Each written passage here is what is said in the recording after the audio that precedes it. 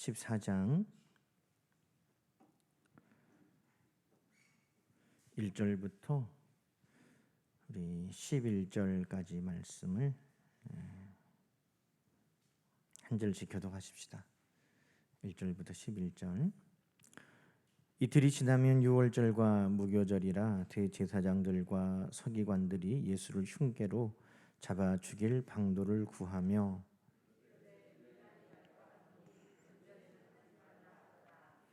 예수께서 베다니 나병 환자 시몬의 집에서 식사하실 때에 한 여자가 매우 값진 향유 곧 순전한 나드 한 옥합을 가지고 와서 그 옥합을 깨뜨려 예수의 머리에 부으니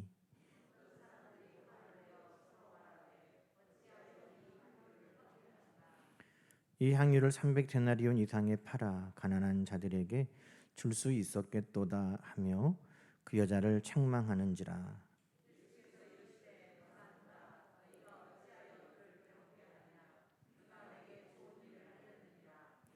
가난한 자들은 항상 너희와 함께 있으니 아무 때라도 원하는 대로 도울 수 있거니와 나는 너희와 항상 함께 있지 아니하니라.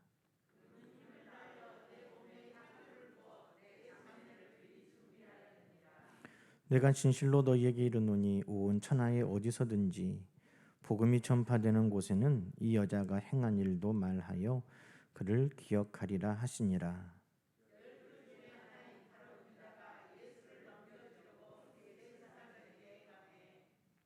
그들이 듣고 기뻐하여 돈을 주기로 약속하니 유다가 예수를 어떻게 넘겨줄까 하고 그 기회를 찾더라. 아멘. 할렐루야. 오늘 하나님께서 우리와 함께 하시는 복되고 좋은 날입니다. 우리 하나님이 얼마나 우리를 사랑하시는지 이 사순절 기간, 이 고난 주간을 통해서 우리 마음 가운데 충만하게 그 은혜가 부어지기를 간절히 축원합니다.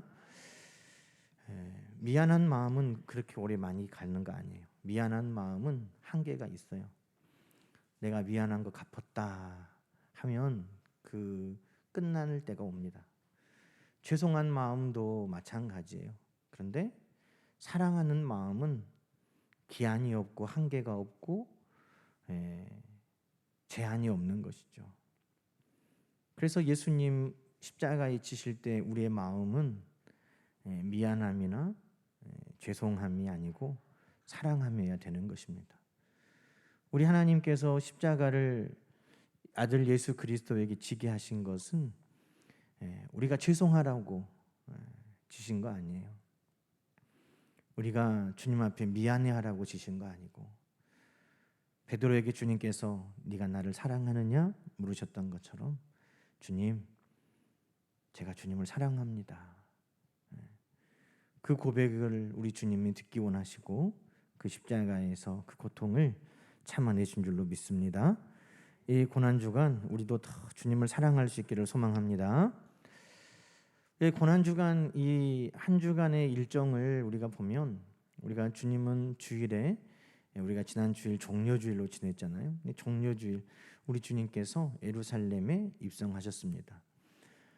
베다니에서 머무시다가 나귀를 타고 예루살렘에 입성하셨어요.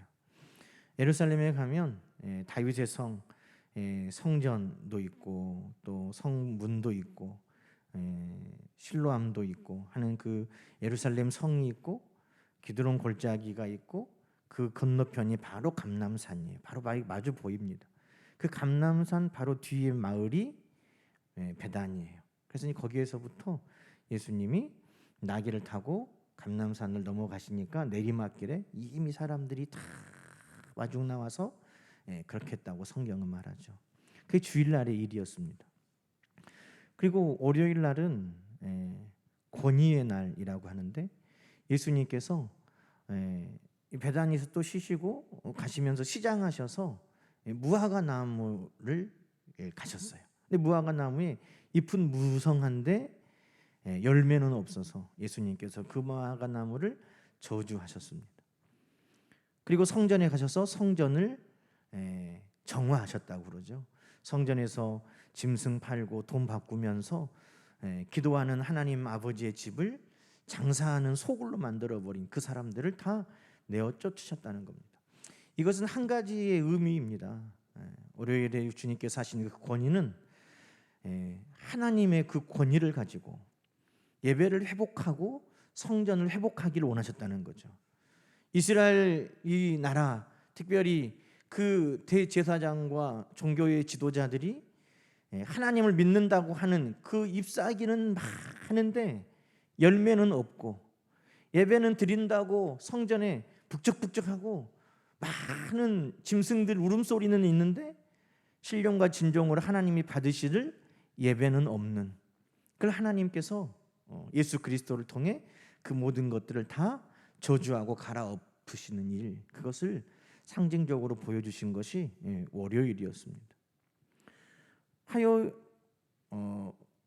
화요일에는 성전에서 많은 논쟁을 하셨어요. 예수님께서 화요일에 이제 그 종교 지도자들, 화 있을진저 서기관들아, 화 있을진저 바리새인들아, 뭐 다 사두개인들아, 예수님이 다 책망하시는데, 그 사람들이 예수님 이렇게 책망하심에도 불구하고 변화가 되질 않는 거예요. 그래서 예수님께서 이렇게 계속 책망하시는데 오히려 그 사람들이 예수님께 당돌하게 물어봅니다. 당신은 무슨 권위로 이렇게 하느냐라는 거예요. 그러니까 예수님께서 오히려 그 질문한 사람들에게 물어보죠. 세례 요한이 세례를 주었는데 그 권위는 하늘에서 온 거냐 땅에서 온 거냐. 그러니까 이 종교 지도자들이 대답을 못하는 거죠. 만약에 하늘로서 왔다 그러면 왜 너희는 세례 요한을 인정하지 않고 세례 요한을 무시했냐? 그런 책망을 들을 것이고, 땅에서부터요 그러면 모든 백성들이 다 세례 요한은 하나님이 보낸 선지자로 알고 있으니 이들이 난처한 상황에 빠진 것이죠. 그래서 그들이 모든 진리를 다 알고 있는 것처럼 그렇게 살면서도 그 말에 그들이 꽁무니를 빼고 말았습니다. 진리가 무엇인지 분명하게 알지만 거기에 입을 닫은 대제사장과 종교 지도자들을 적나라하게 주님께서 보여주고 있는 것입니다. 그러면서 그들에게 예수님께서 말씀하죠.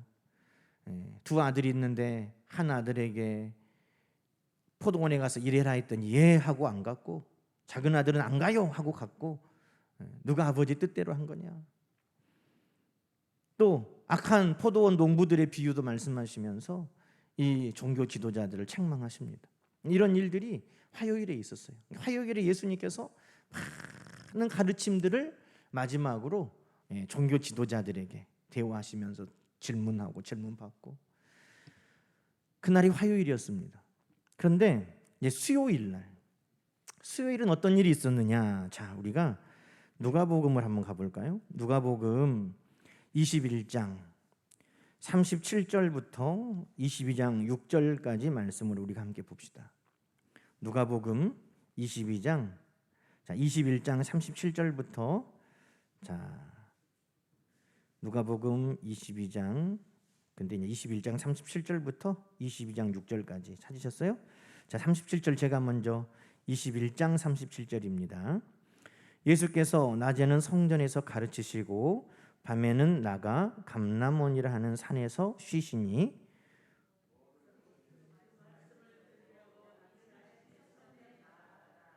유월절이라 하는 무교절이 다가오매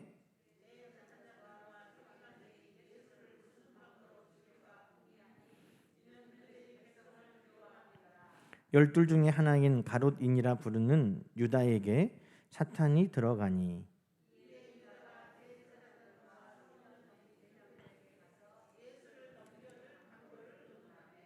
그들이 기뻐하여 돈을 주기로 언약하는지라.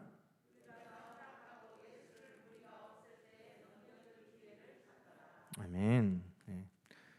지금 이 말씀이 있는 배경도 이제 순서대로 보면 이 수요일입니다. 그런데 지금 누가복음과 우리가 읽은 마가복음의 내용은 거의 비슷한데 한 가지 사건만 지금 뺀 거예요. 나병 환자였다가 나았던 시몬이라는 사람의 집에서 한 여인이 향유 옥합을 깨뜨렸던 사건, 그 사건만 빼고 지금 누가복음은 기록하고 있습니다. 그 기록만 빼면 마가복음 14장에도 이틀 지나면 유월절 무교절이라 그러니 금요일 전 이틀 전이니까 수요일이 일이에요. 대제사장과 서기관들이 예수를 흉계로 잡아 죽일 방도를 구하며 명절에는 밀란이 날까 하니 하지 말자, 이렇게 지금 관계를 꾸미고 있다는 거죠. 그리고 10절 이하에 보면 12 중에 하나인 가룟 유다가 예수를 넘겨주려고 대제사장들에게 갔고 그들이 기뻐하여 유다에게 돈을 주었다. 이 유다는 돈을 받고 예수를 넘길 기회를 찾았다. 지금 그 내용이 동일하게 마가복음, 누가복음에 있습니다. 그런데 이 수요일에는 누가복음으로 보면 예수님의 행적이 안 나오고 다른 마태나 마가나 다른 성경을 봐도 그 문둥병자였다가 고침받은 시몬의 집에서 식사하셨던 그 사건 한 가지 외에는 거기에서도 예수님께서 복음이 증거되는 것마다 이 여인의 그 믿음의 행위가 증거되게 해라, 어디에서든 이 여자가 행한 일이 기억되게 하라, 그 말씀 외에 다른 말씀이 없어요. 그래서 수요일을 침묵의 날, 우리 예수님께서 잠잠하셨던 침묵의 날이라고 그럽니다. 오늘이 이제 고난주간의 침묵의 날이에요. 내일은 예수님께서 이제 최후의 만찬도 하시고 겟세마네 동산에서 기도도 하시고, 그래서 목요일은 근심의 날, 우리 주님께서 금요일은 이제 십자가를 지시니까 순환의 날, 이렇게 이제 하죠. 근데 오늘 이 수요일이니까 오늘은 침묵의 날에 대해서 우리가 함께 말씀 나누려고 합니다. 왜 예수님은 수요일에 침묵하셨을까? 화요일은 그렇게 말씀을 많이 하셨어요. 마지막으로 대제사장과 서기관들과 백성의 지도자들을 책망하시면서. 그런데 수요일은 이제 잠잠하셨다는 거죠. 여러분, 예수님이 잠잠하시면 좋은 거예요, 안 좋은 거예요? 예수님이 잠잠하시면 좋은 거예요, 안 좋은 거예요? 부모님들이 말 안 하면 뭐 우리 사춘기에 있는 자녀들은 엄마 아빠가 잔소리 안 하니까 좋아, 그럴지 모르는데 하나님께서 말씀하시지 않으면 위기인 것입니다. 주님께서 말씀하시지 않으면 위기인 것입니다. 주님께서 침묵하셨다라는 것은 뭐냐면 우리 주님께서 그들을 이제 책망할 것이 아니라 이제 정죄하는 단계로 넘어가는 거예요. 여러분, 가만히 두는 것이 성경은 결코 하나님의 은혜요 축복이 아니라고 말하고 있습니다. 하나님이 가만히 두는 것이 절대 그것이 은혜가 아니에요. 축복이 아니에요. 하나님이 말씀하지 않고 하나님이 가만히 두시는 것을 성경은 암흑시대라고 그러는 겁니다. 구약시대 끝나고 말라기 선지자 이후에 세례 요한이 나타나기까지 그 400년을 신약과 구약의 중간시대, 그 시대를 암흑시대라고 하는 거예요. 암흑기. 하나님의 말씀이 없으니 동일하게 아침마다 해가 뜨고 밤에는 달이 뜨고 하늘에는 무수한 별이 많고 그래도 하나님의 말씀이 선포되지 않은 그때가 암흑의 시대라는 것입니다. 근데 우리 주님께서 아무 말씀도 안 하셨다는 거예요. 여러분, 로마서 1장 한번 가볼까요? 로마서 1장에 가면 하나님께서 아무 말씀도 안 하시고 그냥 놔두는 것이 좋은 건가 안 좋은 건가 우리가 분명하게 말씀을 통해 알 수 있어요. 자, 로마서 1장 20절부터 자 보십시다. 로마서 1장 20절부터 창세로부터 그의 보이지 아니하는 것들 곧 그의 영원하신 능력과 신성이 그가 만드신 만물에 분명히 보여 알려졌나니 그러므로 그들이 핑계하지 못할지니라. 예수님이 이 땅에 오셔서 수많은 기적과 이적을 여기서 말하는 그냥 자연 만물을 통해 보여주신 것만이 아니라 예수님께서 무리를 걸으시고 죽은 자를 살리시고 오병이어의 이 기적을 베푸시고 바람과 파도를 잔잔하게 하시고 앉은 병이 소경, 나병 환자, 뭐 많은 병자를 고치시고 귀신을 쫓아내시고 하는 그 기적을 예수님이 다 보여주셨다는 거예요. 핑계할 수 없는. 자, 그럼에도 불구하고 21절 하나님을 알되 하나님을 영화롭게도 아니하며 감사하지도 아니하고 오히려 그 생각이 허망하여지며 미련한 마음이 어두워졌나니 스스로 지혜 있다 하나 어리석기 되어 썩어지지 아니하는 하나님의 영광을 썩어질 사람과 새와 짐승과 기어다니는 동물 모양의 우상으로 바꿨느니라. 이방인들에게 대하여 지금 하는 로마서니까 그렇게 말하지만 지금 예수님께서 분명한 표적을 다 보여주셨음에도 불구하고 종교 지도자들, 사두개인들, 대제사장을 비롯해서 또 모든 바리새인과 서기관들, 그들은 자기들이 가지고 있는 기득권, 이 땅에서의 부귀 영화, 이 썩어질 그것을 놓고 싶지 않아서 영원하신 생명이신 예수 그리스도를 십자가에 못 박았다는 것입니다. 믿지 않는 이 백성들이 우상을 따라 영원한 하나님의 복음을 외면했던 것과 똑같은 거예요. 스스로 지혜 있다고, 성경의 말씀을 다 꿰고 있다고, 나사렛에서 무슨 선한 것이 나오냐, 그렇게 말은 하지면서도 모든 모세의 율법에서 예언된 예수 그리스도가 이 땅에 오셨지만 그 예수 그리스도를 그들은 인정하지 않았다는 것입니다. 그러니까 예수님이 계속 말씀하시다가 입을 닫으셨어요. 침묵하셨어요. 자, 24절부터 볼까요? 그러므로 하나님께서 그들을 마음의 정욕대로 더러움에 내버려 두사. 지금 수요일에 예수님이 침묵하신 것은 이 이야기예요. 그냥 내버려 두는 거예요. 그들의 정욕대로, 그들이 원하는 대로, 영원한 것이 아닌 이 땅에 썩어질 것을 붙들고 사는 대로 내버려 두는 거예요. 25절 그들이 하나님의 진리를 거짓 것으로 바꾸어 피조물을 조물주보다 더 경배하고 섬김이라. 주는 곧 영원히 찬송할 이시로다. 아멘. 참, 지난 주일 말씀에 우리가 나눴지만 요한복음 19장에 너희 왕인데 십자가에 못 박으랴 그랬더니 대제사장과 아랫사람들과 모든 사람들이 가이사회에는 우리의 왕이 없습니다. 저는 우리의 왕이 아니니 십자가에 못 박으시오. 하나님의 진리를 거짓 것으로 바꾸어 피조물을 조물주보다 더 경배하고 섬김이라. 참 그 말씀, 이스라엘 백성들의 면면을 돌아보면 다 이 말씀 안에 다 있는 거죠. 26절에 보면 또 그냥 뭐에 내버려 두세요? 하나님께서 그들을 부끄러운 욕심에 내버려 두셨으니. 그들의 부끄러운 욕심에 내버려 두셨다는 거예요. 예수님을 못 박는 것이 정말 예수님이 죄가 있어서가 아니라 그들의 시기심, 예수님을 따르는 백성들을 보고 그들이 시기하는 마음이 들어서 그들의 부끄러운 이 욕심에. 28절에는 더 근본적인 이유를 말합니다. 그들의 마음에 하나님 두기를 싫어하며 하나님께서 그들을 상실한 마음대로 내버려 두사. 여러분, 예수님께서 침묵하셨다 하는 것이 무슨 의미인지 아시겠죠?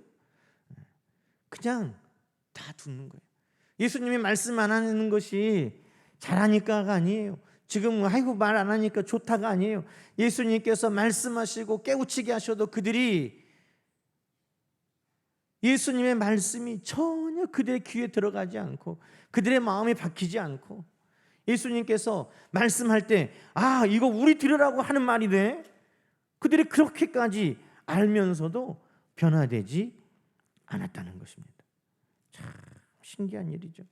예수님께서 그 두 아들 포도원에 일하러 가라 안 간 그 아들 이야기, 또 한 주인이 포도원을 다 만들어 놓고 그 종들에게 맡기고 갔더니 그 세금 낼 때 그 종들이 그 주인이 보낸 사람들을 다 핍박하고 죽이고 아들까지 죽였다 하는 이야기를 듣고 이거 우리한테 하는 이야기네 알면서도 그들이 싫어했던 정욕대로 욕심대로 하나님 두기를 싫어하던 그들을 예수님이 그냥 두셨다는 거예요. 여러분, 주님의 침묵은 두려운 일인 것입니다. 하나님이 나에게 말씀하지 않는다? 주님이 나에게 말씀하지 않는다? 주님이 나에게 감동으로 주님의 뜻을 말씀하시지 않는다? 그때가 위기이고 두려움의 때라는 것입니다. 여러분, 늘 우리는 주님의 말씀이 우리에게 들려질 수 있기를 주의 이름으로 축원합니다. 책망하시는 말씀이라도 그 말씀이 들릴 때는 아직 돌이킬 기회가 있고, 주님께서 책망하시는 말씀이라도 그 말씀으로 우리를 치시면 그때가 바로 구원의 때요 은혜 받을 때라는 것입니다. 그런데 주님께서 가만히 두셔버리면 내버려 두사 참 두려운 말씀이 되는 것입니다. 그래서 주님께서는 수요일에 이제 잠잠하신 거예요. 그들이 이제 주님께서 그렇게 말씀하여도 변화되지 아니하고 깨우치지 아니하고 회개하지 않으니 그냥 주님이 두신 거예요.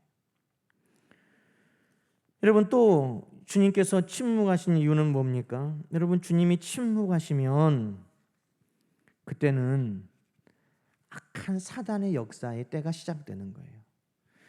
여러분, 마가복음에서도 그렇고 누가복음에서도 그렇고, 여러분, 주님이 침묵하신 이때 어떤 일들이 있습니까? 우리가 누가복음으로 보니까 대제사장과 서기관들이 예수를 어떻게 죽일까 궁리하는 때였다는 거예요. 또 가룟 유다는 그들을 찾아가서 예수님을 팔아넘길 것을 행동하는 때였고, 대제사장과 그들은 돈을 주고 유다에게 예수를 넘겨라 라고 계약하는 때였고, 그게 다 언제예요? 지금 수요일이었던 거예요. 예수님이 잠잠하여 그들을 내버려 두실 때, 그때 어떤 역사가 계속 나타나요? 악한 사탄의 역사가 나타나는 거예요. 왜? 빛 가운데 있으면 어떻게 됩니까? 자, 요한복음 12장으로 한번 가볼까요? 요한복음 12장. 요한복음도 그때를 지금 말씀하고 있어요. 요한복음 12장. 자, 35절. 요한복음 12장. 자, 12장 보면 향유 붓는 사건이 나오죠? 그렇죠? 네. 지금 또 12장 35절부터 볼까요? 12장 35절. 자, 예수께서 이르시되 아직 잠시 동안 빛이 너희 중에 있으니 빛이 있을 동안에 다녀 어두움에 붙잡히지 않게 하라. 어두움에 다니는 자는 그 가는 곳을 알지 못하느니라. 너희에게 아직 빛이 있을 동안에 빛을 믿으라. 그리하면 빛의 아들이 되리라. 예수께서 이 말씀을 하시고 그들을 떠나가서 숨으시니라. 지금 이게 지금 이 수요일 근방에 일어나는 일이에요. 13장에 가면은 어떤 일입니까? 13장 가면은 예수님께서 제자들의 발을 이제 씻는 사건이 나오잖아요. 그러니까 지금 이 12장의 이 언저리의 말씀이 이 지금 시기의 이야기라는 거죠. 근데 예수께서 뭐라고 말씀하세요? 빛이 있는 동안에 다니고 빛이 있는 동안에 빛을 믿어 빛의 자녀가 되라 하고 예수님이 말씀하신 이후에는 가서 숨으셨다는 거예요. 그럼 빛을 숨기면 어떻게 됩니까? 어둠의 시대가 되는 거죠. 빛이 계실 때에는 빛 가운데 행하게 돼요. 빛을 통해서 우리가 행할 길을 알게 되고, 빛을 통해서 빛의 자녀가 되고, 빛을 통해서 우리가 예수 그리스도를 알게 됩니다. 그런데 예수님이 숨으셨다는 거예요. 불을 켜가지고 등경 위에 안 두고 안에다가 넣어버리면 어떻게 밝히 보고 다니겠습니까? 그런데 예수님께서 이제 수요일이 되니 침묵하신 그때 예수님께서 빛을 감추셨다는 거예요. 자, 빛을 감추니 빛을 따르는 빛의 자녀들이라는 것이 아니라 어둠의 역사들이 일하는 때가 된 것이에요. 예수님이 가만히 잠잠히 침묵하고 계시니 그때 누가 이제 활개치고 다닌다는 거예요? 악한 것들이, 살인하려는 계획들, 배반하려는 계획들, 악한 생각, 악한 역사들이 그때 가득 나타나게 되었다는 것입니다. 여러분, 주님께서 침묵하실 때가 왜 두려운 때냐? 가만히 두시니까, 그때 깨우치지 못하고 회개할 기회를 얻지 못하고 가만히 두니까 계속해서 범죄의 길로 내다르니 두려울 때지만, 또 예수님께서 가만히 두시는 그때 예수님이 마치 이와 같이 빛으로 계시다가 숨어버리신 이때 빛이 없어지니 악한 것들이 우리 가운데 가득 숨겨져 있는 악이 막 드러나고, 숨겨져 있던 죄성이 드러나고, 숨겨져 있던 이 사단의 역사들이 막 나타난다는 것이죠. 예수님께서 이제 십자가를 지시기 위해서 모든 것들을 정리하시면서 숨으시니 이 어둠의 역사들이 이제 예수님을 십자가에 못 박기 위해서 이제 그냥 드러나는 그 일이 성경에 기록되어 있다는 것입니다. 여러분, 그러므로 우리는 예수님께서 말씀하시는 대로 우리는 어둠 가운데 우리는 살아가는 것을 두려워해야 된다는 것입니다. 말씀이 빛이 없는 곳에 가면 누구라도 그렇게 되는 거예요. 대제사장이라도, 예수님의 제자라도, 예수님의 빛이 그 가운데, 성령의 비추심이 그 가운데 있지 아니하면 그들 안에 있던 다 악한 것들이 드러나고, 죄성이 드러나고, 살인하려는 그 마음들이 드러나고, 배반하려는 마음들이 드러나고, 예수님의 빛이 우리 가운데 비추니까 우리가 빛의 자녀처럼 행동하는 거지, 예수님의 빛이 우리 가운데 비추지 못하면 누구라도 다 그렇게 되는 것입니다. 그러니 성경은 뭐라고 말합니까? 너희가 어둠의 일을 벗고 빛의 갑옷을 입자, 그러는 거예요. 우리가 늘 빛 가운데 가야 된다는 것입니다. 성경에서 빛은 우리 예수 그리스도십니다. 성경에서 빛은 말씀입니다. 성경에서 빛은 성령님의 비추심입니다. 그러니 늘 우리가 우리 안에 있는 어둠의 것들이 이 습하면 곰팡이가 없다가도 막 생겨나는 것처럼, 습하고 어두컴컴하면 없는 것 같아도 거기에 막 벌레들이 나타나는 것처럼, 어두워지면 우리 마음 가운데 없었던 것 같은 그 악한 생각과 계획이, 이 사탄의 이 악한 것들이 우리 가운데 막 드러난다는 것입니다. 그러니 우리는 빛이 없는 것을 두려워해야 됩니다.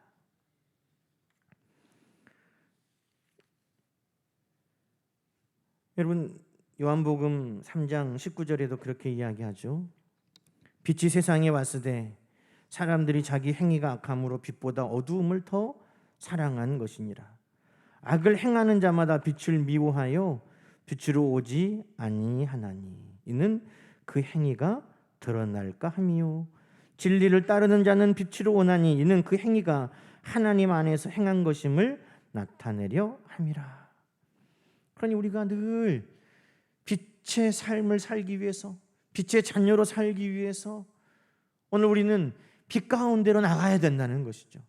어두움을 기뻐하는 것이 아니라 예수님의 그 빛이 어디에 있는지, 말씀은 어디에 있는지, 오늘도 성령의 비추심은 어디에 있는지 다 우리는 빛이신 주님을 쫓는 우리 모두가 되어야 할 줄로 믿습니다. 여러분, 우리 주님도 이제 죽음을 앞두고 마지막 잠잠하신 침묵의 시간을 가지셨다는 거예요.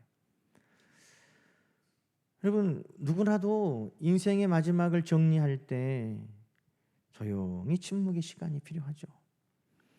정말 내가 오늘 나에게 이제 1시간밖에 남아있지 않다, 만약에 그러면 여러분 그 1시간은 어디다 쓸까요? 회사 일 못하고 온 거에다가 쓸 사람이 있을까요? 내가 마지막 1시간이 내 인생에 남아있다 하면 우리는 그걸 어디에다 쓸까요? 우리 예수님도 이 땅의 삶을 마감하고 정리하시면서 잠잠히 하나님 앞에 나가시는 시간이 더 많아졌다는 것입니다.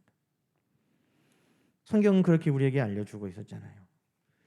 예수님께서 낮에는 성전에서, 밤에는 감람원이라는 곳에서. 그래서 우리 주님은 하나님 앞에 잠잠히 침묵하셨지만, 세상에는 침묵하셨지만 여전히 하나님 앞에 주님은 나가셔서 하나님과의 대화에, 하나님과의 말씀을 나누는 시간에 우리 주님은 그 시간을 마지막에 사용하고 계셨다 하는 것을 우리는 이 침묵의 날을 통해서 알 수 있는 것입니다. 여러분, 우리도 점점 우리의 마지막 때가 가까이 오는 것이죠. 세상의 마지막 때, 우리의 마지막 때가 점점 가까이 올 때, 여러분, 그때 우리의 시간들은 어디를 향해야 할까? 세상에 더 말이 많아지는 것이 아니라 세상에는 말이 줄어들어도 하나님을 향하여 말이 많아지는, 세상 사람들에게 만나는 시간은 점점 줄어들어도 하나님 앞에 나가서 머무는 시간은 많아지는, 그것이 인생의 마지막을 향하여 가는 지혜로운 것입니다. 그래서 주님은 이제 모든 사역을 마치는 이 한 주간에 월요일에 하나님 주시는 권위를 가지고 성전을 정화도 하시고, 주님이 이 마지막에 이 종교 지도자들에게 책망하여 가르치시고 가르치신 데까지 하고, 그리고 그 다음에는 침묵하시면서 하나님 앞에 전념하신 것을 성경은 우리에게 보여주고 있는 것입니다. 그렇죠. 오늘 침묵하는 것이 아무런 말씀이 들리지 않는 것이 아니라 예수님의 침묵을 통해 우리가 들을 수 있는 하나님의 음성이 있는 것입니다. 침묵이 축복이 아니라 침묵은 두려움이다. 빛 가운데 있는 것이 축복이지, 하나님 말씀 앞에 머무르는 것이 은혜지 하는 것을 주님은 오늘도 우리에게 말씀하여 주십니다. 오늘 주님이 침묵을 통해서 우리에게 주시는 그 음성 우리가 다 듣고 오늘도 우리 주님과 함께 고난주간 수요일 밤을 보낼 수 있기를 주의 이름으로 축원합니다. 기도하십시다. 주님, 감사합니다. 아무 말씀도 하지 않으신 주님, 그들의 정욕대로 더러움에 부끄러운 욕심에 하나님 두기를 싫어하는 그 상실한 마음대로 그냥 두시는 그 주님의 두려운 모습을 우리는 보게 됩니다. 주여, 우리가 혹여라도 듣지 못할 때 성령께서 찔리게 하셔서 우리의 귀가 열어지게 하시고, 우리가 듣지 못하여도 하나님 포기하지 마시고 그 잃어버린 한 마리를 찾는 그 목자의 심정으로 끊임없이 우리에게 말씀하여 주사 우리가 주께로 돌이키는 놀라운 은혜를 입게 하여 주옵소서. 주님, 우리를 포기하지 마시고 말씀하여 주시옵소서.